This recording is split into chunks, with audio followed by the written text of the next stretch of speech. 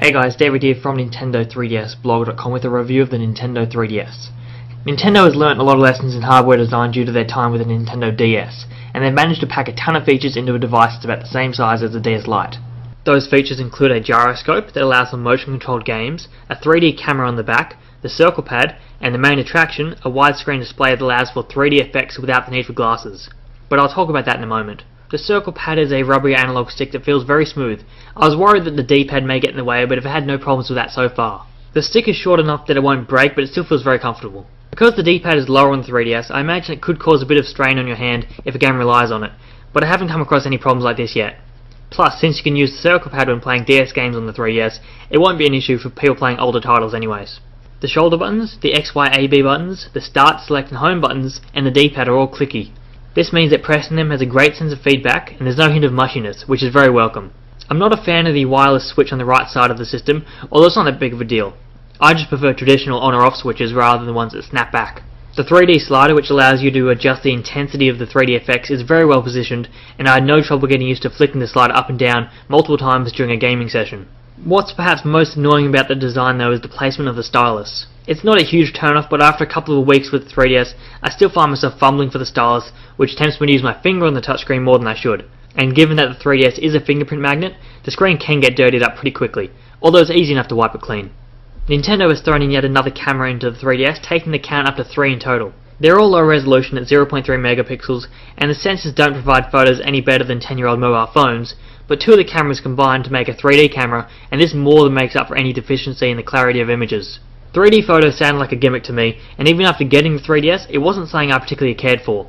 But then I spent some time in recent days trying to be more creative with my photography, and if you line up the shot correctly, and use perspective to your advantage, you can achieve some stunning results. The photos are grainy, and the colours are off, and there's a whole lot of other things wrong with them, but the depth can appear so genuine that your mind fills in the blanks and you feel as if you're looking through a window rather than an image you've captured.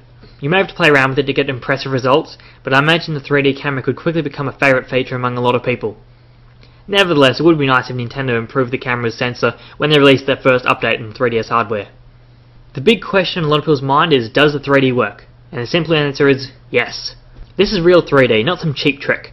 It's no different from what you may have experienced if you saw Avatar in 3D or any other recent 3D movie. The only difference is that the screen size is smaller and there's no need to wear any sort of glasses, which just makes it more awesome. But developers can choose how to use 3D, and this can be both a good thing and a bad thing. Some games use the 3D very well. Bust-A-Move Universe, while not a great game by any means, looks amazing in 3D. The simple 2D graphics leap out of the screen, and it makes an otherwise uninteresting affair at least worth playing around with. I had more trouble with games like Super Monkey Ball 3D though. I'm not sure why this is exactly the case, but the 3D just didn't seem to add much depth to the game world. Everything still felt flat. Speaking of which, the 3DS supports both depth and pop-out forms of 3D. But in most cases depth is used, and this is to our benefit. This form of 3D causes less eye strain and can be made to enhance the gameplay. In a game like Kid Icarus Uprising, for instance, the 3D depth makes dodging between attacks and various projectiles very intuitive. As far as eye strain goes, it's a pretty tricky subject. Everyone's different, but I do think people have gone overboard in some of their complaints. It's true that you won't be able to play the 3DS with 3D effects turned on for hours without a break. Your eyes are basically doing twice the work, and you will get tired. But this hasn't seemed like a big deal to me. I'll be playing the 3DS, and with a quick flick of the 3D slider, I can turn the effects off for a little break, and then just turn them on when I'm ready. It's easy enough to adapt the 3D effects to how my eyes are feeling. Plus, I found as time has gone on, I've adapted to the 3D effects. I had a lot more eye strain troubles the first time I played the 3DS than when I do now. It's new technology and your eye muscles are doing things they're not used to doing, hence the strain. The best way to avoid eye strain is to play the 3DS when you're wide awake, and maybe turn the brightness setting down a couple of notches. Another problem with the 3D effect involves the sweet spot, which is a certain angle you must look at the 3DS from, otherwise the image becomes blurry. This is one of the main reasons why 3D content without glasses hasn't caught on in the past. It's easy enough to find the sweet spot, but if you're playing something like a racing game and have the tendency to move the 3DS around, the screen will continually blur as you lose sight of the sweet spot. And any game that uses motion controls will just totally break when played in 3D. Once again, it's something that you can sort of adjust to, but Nintendo really couldn't do anything about it at this point. The display technology that allows for multiple sweet spots is still too costly, but will hopefully make its way into new versions of the 3DS in the future. I think the best way to approach the 3D effect in the 3DS is like icing on the cake. Not all games will use it well, but when a game does use it well, like Kid Icarus Uprising or Bust-A-Move Universe, it's very impressive. You'll be blown away by the 3D the first time you see it, but it's everything else that's packaged in the operating system and the promise of games in the future that gives the 3DS substance. On the software front, there is a ton of stuff packed into the operating system. You'll be spending a lot of time in the home menu. This is basically the main hub for your 3DS that you can access at pretty much any time while using the device. You can control brightness levels, switch between different pieces of software, and jot down notes. And there's finally an easy way to manage your friends list, although you will still have to deal with 12-digit friend codes, but they are universal, so you won't have to deal with one for each game you play, which does make them sort of bearable. The biggest omission is that there is no way to message your friends, which is a pretty big shame. The feature will likely be added in the future, but it does sort of make the friends list a little bit less useful at the moment. The inbuilt software with the biggest wow factor is without a doubt the augmented reality games. These are the games and applications that make it appear as if digital content is appearing in the real world. For example, target shooting places a bunch of targets on your table, or floor, or any surface you wish, and then requires you to physically move around your environment to take them all out. At the end of a few rounds, you're put into a battle with a dragon which you must shoot until it turns to stone. There's also a game that morphs the world into a mini golf course, another that allows you to go fishing, and a 3D drawing application that has plenty of neat effects you can play around with. And that's just a taste of the augmented reality content. After playing around with those games and applications, you're able to unlock more difficult versions of the games and new applications. The only downside to these augmented reality games is they do require you to use cards that come bundled with the system. These are simply reference points that allow your 3DS to do various calculations about how far you're away from a surface and what angle the 3DS is being held at. There's no real way around this though, as augmented reality without a reference point is pretty unreliable. Two of the other biggest additions to the operating system include Street Pass and Spot Pass. Street Pass allows your 3DS to automatically exchange data with other 3DSs if you walk within a certain range. I think it's something like 30 feet. The most basic example of this allows your Mii to be sent to another person's 3DS and vice versa, but it can go much further than that.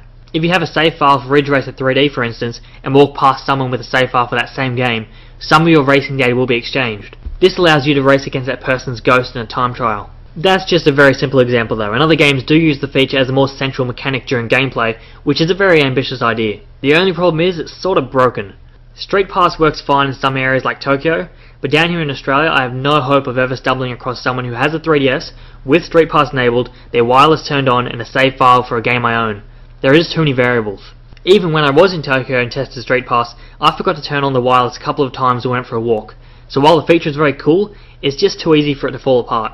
That said, when it does work, it is very satisfying. Seeing the notifications LED light up always gave me a little buzz, and it is a genuine shame that the feature will only be put to its full use in certain parts of the world. Spot Pass works on a similar principle as Street Pass. It allows your 3DS to automatically download data while it's sleeping, but in this case that data comes from the internet. This allows developers to send new content to your games without your intervention. This has the advantage of working flawlessly no matter where you are in the world as long as you have an internet connection, but it'll really be up to developers to make this feature continually exciting in the future. Nintendo included a charging cradle with the 3DS. This allows you to easily charge your 3DS without having to plug it in every time. And the reason they've done this is because Nintendo are well aware that the 3DS does not have good battery life. I haven't done any specific tests myself because I find it easy enough to just place the 3DS in the cradle throughout the day, so I haven't been caught in the situation where I want to play a game and don't have any battery. But according to most tests, you'll be getting about 3 to 5 hours of battery life on average with full brightness, 3D effects turned on and wireless off. And this sort of sucks. Nintendo will surely ramp up the battery life in the next version of the 3DS, and that does make this version feel sort of gimped. If you have consistent access to the charging cradle, I don't think this really matters, but it will be very noticeable if you're someone who plays the 3DS when going to and from school or work, and then maybe during your lunch break. The trick is to quickly form the habit of putting the 3DS in the cradle whenever you're not playing it. At the end of the day, the Nintendo 3DS is just a fun device to play around with. There is a ton of content packed into the operating system, and a solid lineup of games already in development. Some people hate the 3D, Street Pass is broken, a lot of the launch titles are depressingly bad, and even Nintendo's own creations are said to be light on content. I don't want to make the 3DS seem like some perfect piece of technology. It's not. But as you explore the home menu or play the augmented reality games or take 3D photos, it's hard not to smile because it's just a fun device to use and show off to your friends. If you've ever liked anything Nintendo has ever done, then I think you will love the 3DS.